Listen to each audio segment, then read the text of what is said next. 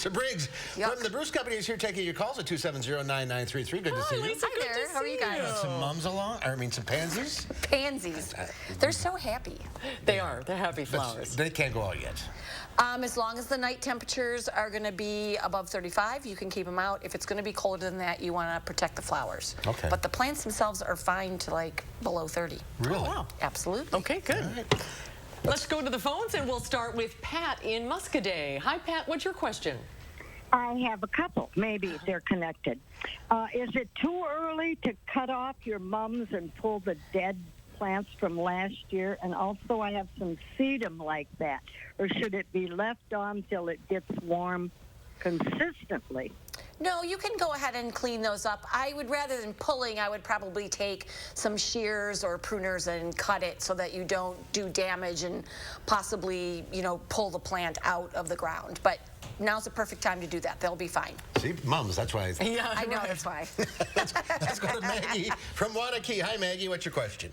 Hi, I received a Dwarf Alberta Spruce as a centerpiece at Christmas time from the Arbor Day Foundation, and I'm trying to keep it alive so I can transplant it outdoors in the spring. It says you can, but it's turning brown.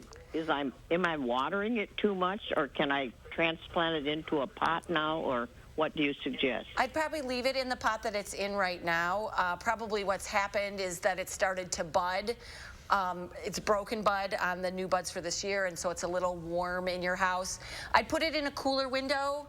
You could certainly put it outside on nice days like this, and then I'd plant it directly in the ground on maybe a southeast side of your house where it's going to get a little bit of protection from winter wind and winter afternoon sun. So it's winter hardy. Dwarf Alberta spruces are part of Black Hill spruce family, and they are hardy, although they're a little bit prone to winter sun damage. All right, very good. Let's go to Art in Marshall. Hi, Art. You're next. What's your question?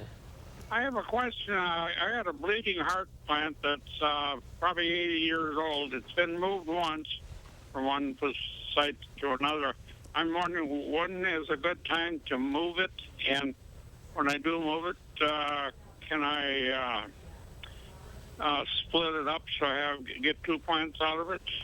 You probably could split a bleeding heart. The best time to move it is to do it as soon as you can get your shovel in the ground, but the ground has started to dry out. So when you make a clod, if you put your finger in it, it breaks away like cake and not mushy like brownie mix. Make sure that your spade or your knife or whatever you're using to split it is really sharp, so you cause the least amount of damage. And then when you replant it, I would definitely use like a starter fertilizer that's good for root production. So that means that first number on those 3 numbers on the fertilizer is low, and the other 2 are higher. So as soon as you can work the soil. As soon as you can work the soil, yes. All right. Lucy in Madison. Hi, Lucy. What's your question? Hi, I have a Norfolk Pine in a large pot inside the house, and I put it out in the summertime, and it has I repotted it last summer, and the root ball was very small, and I was wondering,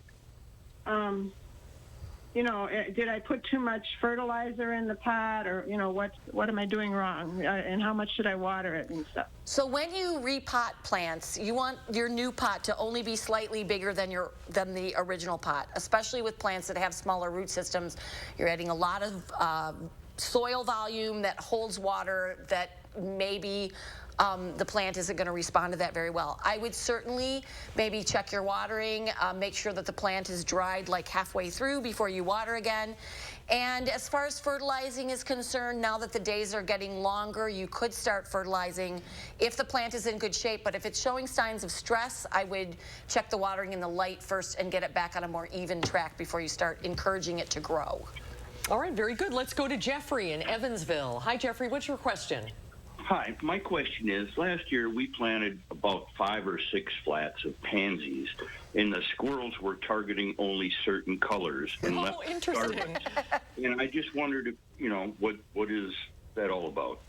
Well, I don't know why they like some colors better than others, but I would say that the best way to deal with them is to either use some kind of barrier, like some chicken wire that you fold over in a hoop on the top until they find other things to deal with, or you can use a repellent. I particularly like freeze-dried granulated predator urine is my favorite. There's a company called Shakeaway, And I used it on my hostas to keep the rabbits away last summer, and it was super effective. Have you ever heard that before, that squirrels prefer certain colors? No, but I often say to myself that I think Japanese beetles have a color preference from year to year. That's just my own personal feeling. I don't think there's any science that bears me out. All right, a few more days like this, we'll be able to get out in the garden. Yeah, can't wait. All right, Lisa, thank you. Great to see you, Thank Lisa. you, Thanks for guys. your calls, everybody.